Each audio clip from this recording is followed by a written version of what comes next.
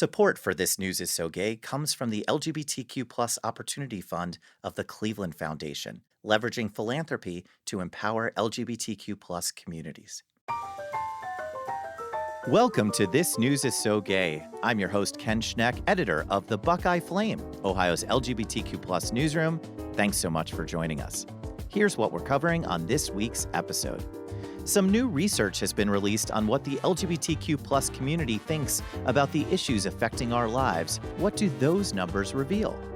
Anti-trans policies continue to abound across the country, some with consequences that you may not have considered. What is going on there? Despite the attacks, there are some folks creating safe spaces for our LGBTQ siblings. What do those efforts look like? And of course, queer joy. Where is our roundtable finding queer joy in the news right now? Joining us this week to answer those questions and so many more, data and technology reporter for the 19th, Jasmine Mithani. Jasmine, welcome back to the show. Thank you so much. Happy to be here, even though I'm a little snotty. Well, I do want to remind everyone that Jasmine is here to check our math, and we appreciate it, Jasmine. Investigative journalist at Uncloseted Media, an investigative media company providing you with objective, nonpartisan, rigorous, original journalism that examines America's anti-LGBTQ landscape and elevates everyday American heroes. Hope Pisoni. Hope, welcome to the show. Hello, good to be here. And a freelance journalist who has written for everyone from LGBTQ Nation to Pride Source Media to the Detroit Free Press. And I could list a ton more, but I'm not going to right now. Knoppow. Ellen, welcome to the show. Hi, Ken. Welcome. Thank you. So great to have you three here. Our LGBTQ Reporters Roundtable is now assembled, so let's dive in. Well, last time Jasmine Mithani was on the panel, I had to work my way up to talking about data. But this time, Jasmine, I am diving right in. Just a few weeks ago, the 19th and SurveyMonkey released their fourth annual poll, shedding light on what women, particularly women of color and LGBTQ people, think about issues animating our politics. Tell us, Jasmine, what we need to know about the results of this survey. All right, so we're going to talk about gender roles and gender affirming care. But first, I want to let you know that we survey over 20,000 people a year online with our polling partner SurveyMonkey. It follows up with like 1.5 million people who use the SurveyMonkey platform every day. And then we adjust that, we weight it like all quality surveys to reflect the makeup of the American public. So we asked a couple questions about gender roles, like the role of people in the family, raising kids, and whether we think society would benefit from a return to traditional gender roles. And the results were a little bit concerning. We purposely didn't define gender roles, but one of the reasons I wanted to talk about it here is because in some of the interviews that our reporters did in following up, a lot of people thought that traditional gender roles referred to trans people. And I kind of represented this sort of backlash to more like gender fluidity. So half of the respondents said that they would benefit, society would benefit from a return to traditional gender roles, men more likely than women, but still like quite a few women. The vast majority of queer people, 77%, said they don't think society would benefit from return to gender roles. And, you know, when I shared this, a bunch of readers were like, it's really wild that 4 in 10 women think that we need to have a return to gender roles. So there's like a really strong support on this question among evangelicals. So that kind of shows that it also has to do with this sort of like Christian nationalist sort of idea of women's role in society and also really rigid binary gender roles. We also asked about falling birth rates, another sort of like conservative hot topic. But what I thought was really interesting was 40% of LGBTQ people were worried about falling birth rates. So I am excited to dig into that more. And also, finally, I'll say we've been collecting data on gender affirming care for 3 years now. We ask about opinions. We ask about whether people think it'll be more accessible or not. We're starting to see larger trends now that we have that for 3 years. And I think we are the people who ask this question the most reliably and have the highest quality data on this. So one thing is that over time, we've seen this consistent slight downward motion that less people think it should be protected. But one thing that has been interesting is that For the past couple years, Americans say that they think gender affirming care will be more accessible in their lifetimes. Almost half of people think that. But now, this year, for the first time, it switched. People think that it'll be less accessible. Also, when people say they think gender affirming care will become more accessible, that doesn't necessarily mean that they're optimistic about it. We don't know if those are people who are like worried that, the leftists are going to trans our kids. But I did also look into what specifically like LGBTQ plus people and trans people thought about gender affirming care. And they have consistently, I know I've said consistency a million times, but we've seen this over and over again. They're much more actually optimistic than non-queer people. They think that there will be more access in their lifetimes. And I would actually call that optimism. And that's, I think, really striking considering the attacks that we have seen on gender affirming care this year, not just accelerating on states, but also at the federal level. I'm okay with you using the word consistently because when you use it, it's based in data. For me, it's more of a feeling. But I do want to follow up on one thing that you said. This is going to inspire more articles, the results of this data, correct? Absolutely. I'm really excited to dig into some of these things about gender affirming care, also things on birth rates and things on traditional gender roles and how that's actually impacting people's thoughts, I think specifically on queer people. And I'd love to know, who are the queer people that think we need to return to gender roles? Who are the people freaking out about birth rates who are queer? I'd love to talk to you. There it is. So many more stories to come. Thank you so much for that, Jasmine. Anti-trans policies continue to abound across the country, and all three of you have written about the effects of these policies, many of which folks might not be thinking about. Hope, let's start with you. You did such an incredible job detailing how anti-trans policies are not only affecting trans athletes, but also cisgender female athletes. What did you learn for that piece, Hope?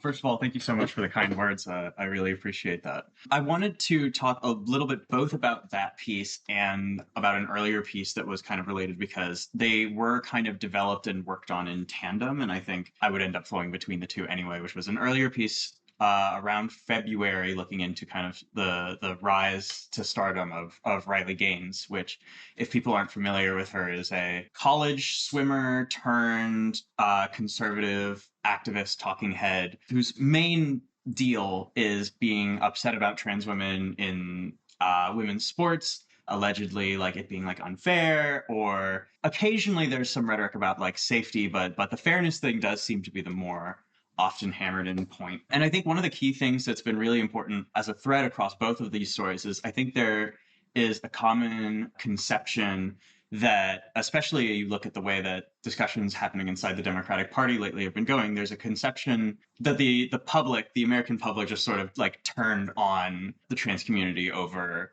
the sports issue, that was just something that kind of happened. And what I think a lot of people don't realize is that was an intentional product of a long-standing media campaign. And the plans for this are older than the overturn of Obergefell. Like, one of the things that we looked into was far-right groups like Alliance Defending Freedom talking about developing these talking points as early as 2014. And obviously, we weren't talking about trans sports in 2014 like we're talking about them now. But it just goes to show that, like, this is, despite the kind of appearance of a grassroots shift that I think has actually kind of swayed a lot of particularly like Democrats and liberals who aren't necessarily in the LGBTQ sphere, I think one of the most important things to realize is that there's been nothing grassroots about it. And in particular, where the money is, at least, there is not any real concern about, protecting fairness or protecting women. And that's very sort of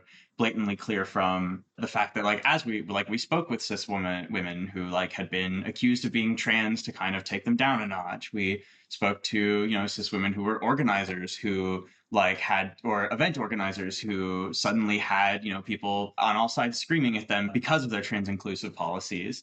And I think, while that's not to say that there may be, a class or type of person who has come into this from some degree of, genuine concern, it's not accurate to say that represents the majority of the action in this movement or on this issue, especially because of, these kind of frequent appeals to like quote unquote basic biology, that it's like, basic settled science that trans women just obviously have a biological advantage in sports, when the reality is significantly more complicated than that. And there simply hasn't been enough research to definitively say much of anything yet.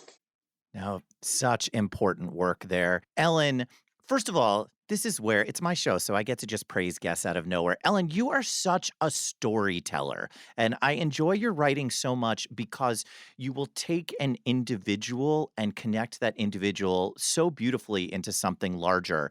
And you did that with this one piece. Please tell everyone, who is Bridget Lakira Jean Butts, and why should we know about her? Thank you, Ken, and thank you for asking about Bridget. I'm so glad that I get to talk about her, and I'm so glad I got to talk to her and write this profile about her and really elevate the story of a Black transgender woman in Detroit. That's who Bridget is. And she was working at a healthcare center as a peer navigator for other trans women of color. She was doing case management, doing intake, whatever they might need, medical, dental, that sort of thing. And she came to work one day and found that she didn't have a job. And that's because they lost their grant for her work, because the NIH was not giving any money anymore for transgender research. Obviously, that's with redefining what gender is and so on. They just cut a lot of money from the NIH for LGBTQ research entirely at that time. So she was working at a supermarket. She just told me, it's just not what she was looking for. And she can't catch a break. She's in her mid-30s. About 10 years ago, she ended a life of chronic homelessness and survival sex work. Since then, she has been working in the community and volunteering and helping people in the community, her, other trans women of color. But, she's got the skills and experience. She doesn't have the diplomas. She doesn't have the advanced degrees. And, what do you do? So I said, well, what would you like from the community? And she says, for the queer community, she said, for the people who love us, give us opportunities. There it is. And she also called out the LGB pick-me's, she called them. A lot of the, I'd say white cases, men who are, making the decisions and maybe don't necessarily agree with other people than LGB. And she says, they're not safe. We're all going to get fucked over. What people, she didn't say it in these words, but you've heard the expression, then the leopard is going to eat your face, right? The leopard's eating your face is because when you tangle with them, you're not one of them. They might think you're one of the okay people, but they're coming for us all. Hers is a story we need to know. And in one more unintended effect, Jasmine, tell us how anti-trans policies are actually disrupting efforts to stop genital mutilation. Yeah, so I think this definitely is in the same line with what Hope was talking about earlier, too. So, for a long time, genital mutilation referred to female genital mutilation and cutting, also known as FGMC, which is an extreme form of gender based violence that involves injury or removal of external genitalia like the clitoris. It has no medical benefit and can cause a whole host of medical issues, such related to menstruation, sexual function, and childbirth. It's a cultural or religious practice that's done all over the globe and often in, African or Muslim communities. And in the US, it happens in immigrant communities, but also happens to a wide variety of people, including like conservative Christians and people who aren't cisgender women. Now, probably the main way people have heard about genital mutilation is a lot of anti-trans groups call the genital surgeries that are a part of life-saving care mutilation. And in this executive order in January, one of the first ones that President Trump signed, and it was an executive order attempting to restrict gender affirming care, he directed states and the Department of Justice to prioritize enforcement of laws banning FGMC, therefore like condoning this conflation between the two. So it's caused massive confusion. So anti-FGMC activists have been working overtime since January to make sure that their movement isn't being used used to take away trans rights. They're losing out on funding and legislative support because the issue is seen as too sensitive, even though it's historically been bipartisan. And in the US specifically, also, I think this was really interesting why so many FGMC activists, have a strong link to queer activism, is because the legacy of genital mutilation is because it's been used as a treatment for hysteria, hypersexuality, or lesbianism. So there's this group in Connecticut that was pushing for a state law. There's a federal ban, but it's hard to get a federal case. State laws are often a little bit more accessible. And also, these are more holistic laws that, are meant to make it easier for survivors to get care, to help with prevention education, and like offer civil rights of action beyond just a federal criminal case. So it failed again, and it has a lot to do with people getting FGMC and gender affirming care mixed up. And this is something that is being done explicitly. And, I teamed up with one of the 19's LGBTQ plus reporters, Orion Rumler, another guest on the show, because Marjorie Taylor Greene's Protecting Children's Innocence Act, which is trying to ban gender affirming care for minors. It's never passed. It's been introduced multiple times. This year, it was completely rewritten to modify these FGMC laws. And that way, it's sort of trying to co-opt this. It's creating a big issue where when people talk about FGMC, some people are like, yeah, I support those bans because they think they're gender affirming care bans. And also some people are worried that these laws, if laws banning FGMC at the state level are passed, then an amendment could be easily added to them to make them take away trans health care. Also, I want to add, it's like particularly upsetting to intersex activists too, because that's the other context where we hear about genital mutilation. It's, frequently like non-consensual genital surgeries are performed on intersex infants. A lot of these surgeries happen before the age of 2. It can cause so many issues later and robs them of bodily autonomy. Parents aren't notified a lot of the time. And Marjorie Taylor Greene's bill, like I want to note, every state level gender affirming care ban for minors explicitly has a carve out that allows these surgeries on infants to continue. So ultimately, this is another example. The 19th did this great series. Orion wrote wonderful stories for it last year on like our anti-trans America and how this is like making everything worse for everyone. And this is another example of that, because these are activists who are trying to protect kids. And now this legislation and also funding is getting blocked because of all of this political confusion. Whew, that's a lot. That is a lot. And by the way, I should remind you that we are contractually bound that when we say Orion Rumler, we have to say Orion Rumler from the original episode of This News is So Gay, because he was on Oh my episode 1. goodness. So yeah, contractually bound. Amazing work there. I promise listeners, we are going to get to some happy stories, but we're not quite there yet, because it's not just anti-trans policies that are affecting so many lives. There are so many other legislative and administrative and judicial attacks that are having far-reaching impact on the LGBTQ plus lived experience. Hope, we're not going to talk about thrice divorced Kim Davis, and we refuse to say Kim Davis without saying thrice divorced Kim Davis. But we do need to talk about her legal representation, Liberty Counsel. You wrote that they have been gearing up for a fight for years, but their biggest attack on marriage equality is right now, Hope? Yeah, that I would say that is correct. Yes. So Liberty Counsel, for reference, is a far-right Christian legal group. Not the biggest far-right Christian legal group, but definitely in the same spheres as some of the ones you may have already heard of, like Alliance Defending Freedom. And they have been around for quite some time. They were started in 1989. And for a lot of that time, they have been, fighting against gay marriage. They were there for Prop 8 in California. They were there for not for the Obergefell case itself, but they were there in the earliest attempts to try to get it overturned, actually, with Kim Davis back in 2015 and 2016. But they are in a uniquely strong position now, despite how long they've been around, for a few different reasons.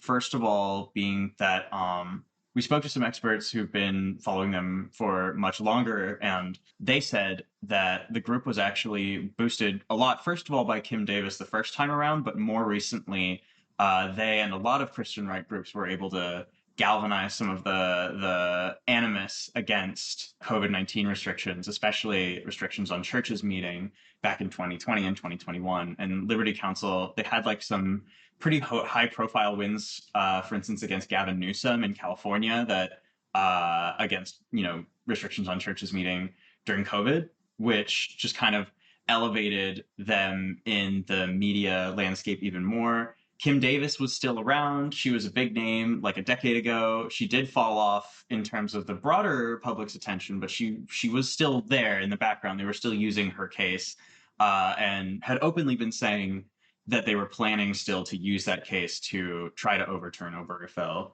And now with like the biggest conservative majority on the Supreme Court in a very long time, not to mention extremely friendly Congress and extremely friendly president, this is definitely one of the better vantage points they've ever had, which is why one of the experts I spoke to put it as they're going for broke. That being said, even given all of that, I think it would be fair to say that the chances are still somewhat slim. It's definitely higher than it has been since the original Obergefell ruling. But for instance, like Amy Coney Barrett has indicated that she doesn't really have any interest in overturning Obergefell. I believe Brett Kavanaugh has said similar, though. I don't have that on hand, but I know Barrett did. And in general, that there's a bit of a perception in other spheres of even the far right that Kim Davis's case in particular is a bit of a long shot for this. But I think what this speaks to, if anything, is that the right is increasingly emboldened to make these attacks. And this particular attack, I think, just from the reporting I've done, is unlikely to be the one that does it. But this is definitely like more like groups like Alliance Defending Freedom are going to be emboldened, and Liberty Counsel is, closely connected with all of these groups. They all, the leadership all knows each other. There's allegedly, anyway, we know about groups like the Council for National Policy, which are kind of directories of different groups on the Christian right. And in general, I want to caution against the kind of pure like fear and alarm that comes up when you see something like, oh, gay marriage, the Supreme Court might be considering gay marriage and Clarence Thomas is on board to overturn it. I want to like provide some caveat to the immediate alarm that comes there, while also saying that yes, things are still like, this is it's a real threat, even if it's not definitely for sure like bad times in the immediate future. And I encourage everyone to go back to our September 24th episode, where we had an incredible panel, which included Kate Sossin from the 19th, who had just written a piece about some interesting loopholes about Kim Davis's case that really made us chuckle. So I encourage everyone to go back to that. You can go to thebuckeyeflame.com, click on podcasts, and all the prior episodes are right there. Jasmine, there has been a proliferation of legislation requiring age verification on porn sites. You wrote about how that is affecting queer adult industry workers. What's going on there? Yeah, so age verification is part of this legislative trend. And according to the Free Speech Coalition, which is the Adult Industry Trade Association, since 2022, half the states, including Ohio, as of September 30th, have introduced age verification laws for websites hosting a certain amount of explicit content. Translation, that means prove you're 18 by uploading your passport, confirming a bank account, or submitting a face scan before you can access Pornhub. So the Free Speech Coalition actually sued Texas over their law, and it went all the way to the Supreme Court this year before Justice Thomas said, actually, submitting a face scan to view titties isn't a burden to accessing free speech. So there's been a lot of reporting on how this is invasive and violates the privacy of people who are trying to see adult content, right? Everything can be hacked nowadays. What if it were linked to, specific preferences? What if somebody were looking up gay porn and then that was sold to a data broker? Lots of things like that has been covered. But I hadn't really seen any reporting on how this was impacting sex workers, many of whom we know are queer. And again, zooming out, These laws haven't necessarily had the impact that they're trying to achieve, which is less minors accessing adult websites. It's definitely lowered traffic significantly for major sites like Pornhub. According to their internal analytics, when they implemented age verification in Louisiana, 80% of their page views dropped. But we know 80% of the page views weren't coming from kids. Realistically, people just go to sites that don't have age verification, often seedier parts of the internet with less content moderation and little incentive to adhere to US laws. So, how is this impacting queer adult industry workers? Age verification software is mostly third party, and you have to pay per verification. So, that basically means per person that visits your website. And it also, a lot of people see age verification and then they say, I don't want to deal with this, especially if it's for a queer or trans porn website. So indie queer porn studios are already struggling to break even in this economy. They serve a niche group that often doesn't have access to as much disposable income. And this additional cost is putting them in a much more precarious position. I think before the Supreme Court case, there was a lot of question over whether you could just like geo-block, right? Like if someone were trying to visit from Ohio, you could say, you can't see my website, sorry. But since the Supreme Court case, there's been a lot of encouragement to actually put strong age verification protections because the liability is so big, right? And also it means like anybody can sue, parents can sue if their kid sees porn, right? It's also you can be sued, and it's so much money that people can't afford. And it's very scary, especially in this political landscape. So a lot of these workers, they've had to like close their businesses. A lot of people have had to seek outside work. A lot of people have like lost income, right? Like pretty directly. And I want to add too that these laws have been expanding. Some states now they just apply to websites that host any adult content. And at least one state defines adult content as homosexual acts, which is definitely open to interpretation. And so there's this fear too that it could escalate to disproportionately impact LGBTQ plus content, which of course is made by queer people. I almost want to know which state that is, but I also think I don't because It's Kansas. Okay, there it is. Well, Ellen, you get to provide, I hope, possibly the happy part of this segment because earlier this year, you reached out to Democratic governors to learn how they would be protecting the LGBTQ plus community. Was there any hope there, Ellen? They talked a good show. Okay. That doesn't make me feel great, Ellen. Yeah, so when you said a hopeful story, and maybe in a couple states, we'll see. The blue state governors that I looked at back in December, just before the inauguration, to ask kind of in general, with more specific questions, of course, like how will you show up for the LGBTQ community in this upcoming administration? So I looked at some of the things that Newsom said were, going to convene a special session to protect California values. He sounded great. Okay. Look at him now. Right. Just look at him now. I don't have to explain. He's, maybe hedging his bets about to run for president. We'll see. I asked of the LGBTQ governors, Jared Polis, Maura Healey, Tina Kotek, and I got responses from Polis and Healey. And when you look now, well, Governor Healey signed a shield law for both trans care and trans health care and abortion care. It's not nothing. Congratulations to Massachusetts. She, lived up to what she said. And of course, I asked my own governor, Governor Whitmer, and I got a very nice statement that said she would, fight like hell to keep Michigan a welcoming state. And she also spoke as the mom of a gay woman, because I don't know if you know that, but a couple of years ago, when our governor signed the LGBTQ protections amendment into our Civil Rights Act, around that time, she and her daughter gave an interview to the Washington Post where she came out publicly, that she was gay. And so as the mom of a gay woman, and she would protect us. But where has she been?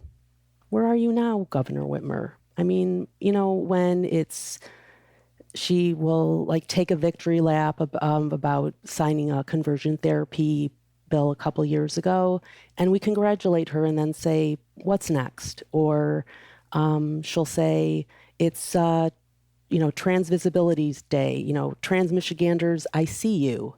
And we say thank you. And then we say, but what else can you do, or what else can you say? In Michigan, transgender healthcare is completely legal. And lately, some big hospital systems have shut down. Shame on you, Cornwall Beaumont, and shame on you, U of M healthcare system. Shame on the regents. They've made a bad calculation. I'm not sure if the governor can do anything about that, but she could speak to the community. She could talk to us. She's been off talking to the president kind of often, and we've seen that when you cozy up to the president, that doesn't necessarily mean he's going to give you goodies. So we'll see what happens. We have an unofficial rule. It's honestly at this point, it's an official rule in the newsroom of the Buckeye Flame that if someone's quote is "we see you," we don't print it because we don't care. We just don't feel that has any substance. So we're kind of over that right now. But we are not over this week's episode of This News is So Gay. You're all listening right now. I'm your host, Ken Schneck from the Buckeye Flame. Joining me this week, Jasmine Mithani from the 19th, Hope Pisoni from Uncloseted Media, and Ellen Knoppow, freelance journalist from just a few miles away across the Ohio-Michigan border.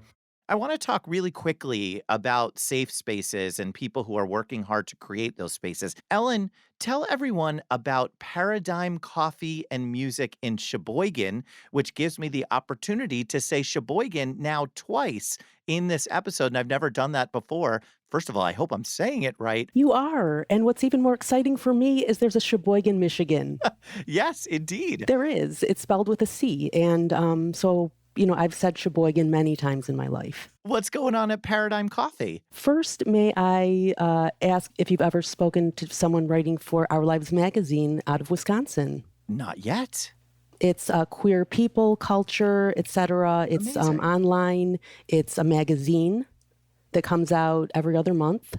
So Paradigm Coffee and Music, that was Kate Krause and her friends about 20 years ago. They were in their early 20s, and they were thinking, we really need some kind of like community gathering space when we don't have that. So they did it. They grew slowly. They built it up. They, added to the music and coffee. They added a little kitchen menu.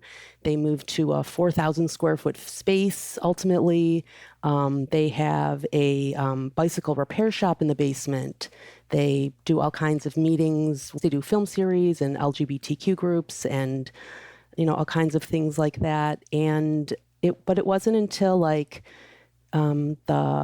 until 2016 with the Pulse nightclub shooting that they put out a pride flag, and she decided, it was time to call in the queer community and also let anyone who didn't approve just know that they didn't have to come in if they didn't like it. Go. And they're still going strong. They raise with some of their shows, they raise funds for causes like the Sheboygan County LGBTQ Alliance. And I think with Kate and her friends and Paradigm Coffee and Music, they've made Sheboygan maybe a little more queer friendly. We love hearing it. We love hearing it. Jasmine, I do not want to creep you out, but I went deep into the Jasmine Mithani archives for this next one. please tell everyone about disability doulas and what they are doing to create safe spaces in the dialogue sphere. I can't believe you had to go back to 2023 to find a happy story that I have written. There were others, but that's where I went immediately. I loved writing the story. Thank you so much for asking me about it. Disability doulas are an informal practice of community care. The term was coined by queer Korean American disability justice activist Stacey Park Milburn, and she defined it as supporting people rebirthing themselves as disabled or more disabled. So basically, it's when someone who's been disabled for longer than you is showing you the ropes. It can involve practical work like sharing diagnosis journeys, personal experiences, how to treat symptoms, but it can also be like helping your friend apply for Medicaid or file complicated insurance claims. It's been pioneered by queer femmes of color, and, like all caregiving, does fall along many gendered lines. It's particularly beautiful in queer communities because LGBTQ plus people are more likely to have a disability than straight people, and often disability is entwined with the trans experience via like gender dysphoria or gender affirming care. Amazing story. Everyone should check that one out. It wasn't that long ago, Jasmine, but yes, I went back a little bit there. It's been a very long 2 years. One could argue that, yes. And Hope, I don't know if you know, but one place where there is certainly a struggle to create safe spaces, that would be Indian River County in Florida. Can you tell us real quick what's going on there? I certainly can. I may have some trouble keeping it on the optimistic side of things that we've been on thus far. But Indian River County in Florida, it's on the east coast of the state, and it is noteworthy for our purposes mainly because it is home to one of the earliest and one of the most active chapters of Moms for Liberty, an organization that I fear we are all far too well acquainted with at this point. So Indian River County is the home county of Tiffany Justice, who was one of the founders, who is now working at the Heritage Foundation, best known for Project 2025. And so she's been a bit too busy to be at home, but at home in Florida, there has been a lot of chaos. And I think that it's a particularly good and particularly extreme, for what it's worth, microcosm of what Moms for Liberty ends up doing all over the country.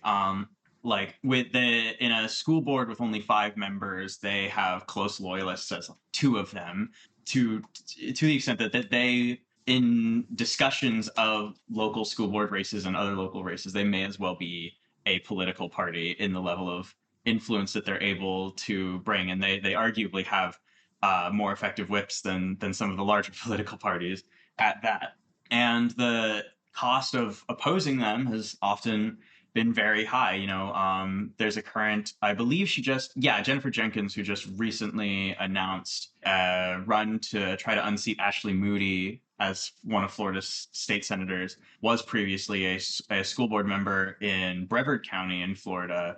And she's recounted, significant harassment, protesters outside of her house, vandalizing her lawn. One of the school board members in Indian River also has spoken about, had such persistent calls with threats, harassment, that the school board needed to increase the security detail for a time at every event that she was at. And, it comes down to even individuals who speak up for themselves. I spoke with a woman by the name of Mink Tyner, who was standing up to Moms for Liberty at a school board meeting, and ended up getting recorded by one of the right-wing people in attendance, and getting her face plastered online and on the right-wing side of the internet, which attracts a kind of attention that no one, even people who aren't queer, but especially for queer people, like, no one deserves the kind of treatment that was received. Just I won't repeat them now, but just incredibly graphic threats of violence, insults, accusations of pedophilia, of disparaging comments made about alleged drug use and so on and so forth. Just horrible things. And there's a lot more that we couldn't take to print because it is an insanely complicated battleground in Indian River County, as it turns out. But I think the biggest takeaway for me is that, where you see Moms for Liberty, we see more than just not safety. We say a very chaotic kind of non-safety, like where they are, chaos follows is kind of the overall impression to take away, I would say. Okay, so what I've learned on this week's episode, I'm not going to visit Kansas. I learned that from Jasmine. I'm not going to Indian River County in Florida. I learned that from Hope. But Ellen, Sheboygan, I have a couple choices of Sheboygans to go to, so I'm excited about that. And with that, my friends, it is time for Glitter Bomb. This is where our roundtable shares stories of queer joy that they are seeing covered in the news. And you know why? Because according to a recent piece, quote, joy can and should be accessible to everyone. And you know who wrote that? That would be this week's panelist, Ellen Knoppow. Thank you for that, Ellen. So let's set off a glitter bomb. What stories are you all seeing out there that we should know about of queer joy? Jasmine, give us a queer joy story that you're seeing out there. So this is actually a personal encounter, but I was out covering the No Kings rally on Saturday, and I met a college student who was out there protesting for her best friend who's trans and was too scared to come. She had an amazing poster, and she also sang a modified version of Chappell Roan's Hot to Go that was expressing her displeasure with the current president. I did record it, and I am trying to figure out how to work it into a story. Amazing. Hope, how about a story of queer joy that you've seen out there? This is a little thing, and I'm going to try to stray away from commenting too much on a very hotly contested and controversial election right now. I was very pleased to see a recent campaign spot from, I'm New York based, from the Zoran Mamdani campaign, which focused on the life and legacy of Sylvia Rivera, absolutely legendary New York City-based trans activist, without whom, surely many of us would not have been here. And it's been an extreme breath of fresh air to be watching a political race where so much of the country, before New York, I was a Californian. And so I've been watching as Gavin Newsom and other officials in California have been increasingly turning on trans people. And it's been extremely disconcerting. And it's very good to see that there are still those out there who are not willing to do that, want to make the effort to stand by us even when it's maybe not politically convenient anymore. And I've been in the room with trans people, trans organizations talking about that campaign, and I think it's brought a lot of us a lot of hope in a time where politics seems like something that we can't allow ourselves to be hopeful for. In what world did you think that was a small thing, Hope? That's amazing. That makes me miss my New York City home like you have no idea. Ellen, how about a story of queer joy that you're seeing out there? It's a political story. It's a candidate that I met at a political event a few weeks ago. She's new to the scene, and she has an incredible story that I'm not going to tell you. You're just going to have to wait to read about it and hear about it. I really think she's going to change the conversation in Lansing. She's already hit the ground running. She's been, I think they endorse at, if it's an endorsement from Run for Something, which is, I love that organization. And I just have a really good feeling. Please follow Joanna Whaley. You got a piece coming out. We're excited to read it. And that actually transitions to the last part of this week's episode. We want to hear what you all are working on. Are you working on other things too, Ellen? I'm not exactly sure what's coming up next, but one of those things will be an interview with Jeremy Moss. He's running for Congress. He's one of our state senators, and he stands to become my own member of Congress. He's an out gay candidate, and he's been in politics in Michigan for, I believe, over 10 years. Jeremy will correct me if I'm wrong. And since he's been on city council, and we'll see how far he goes. Amazing. Hope, what are you working on? Juggling a lot at the moment, but probably next out will be still looking into Liberty Council, but a sort of even more tucked away side of things, looking at a large kind of what seems to be a mostly uncharted sector of far-right organizing that's centered around them. I won't get into too much details as they're very litigious and I don't want to misrepresent anything before we've even gone to print, but that will be cool. Also, after several months of development, we're getting pretty close to a ready state with some work we've been doing looking into the state of trans people in state prison systems since the start of the Trump administration, which seems possibly maybe a little bit unintuitive given that the states, the state administrations haven't all changed, but there's been, what we're hearing more and more, a lot of emboldenment from of transphobia from staff, from wardens, from people in general. And I think it's really important to get these stories out there. Stories of incarceration in general are always underreported, and I'm happy to be doing what I can. It's something I've never covered before, so it's been very, very difficult, but I think it will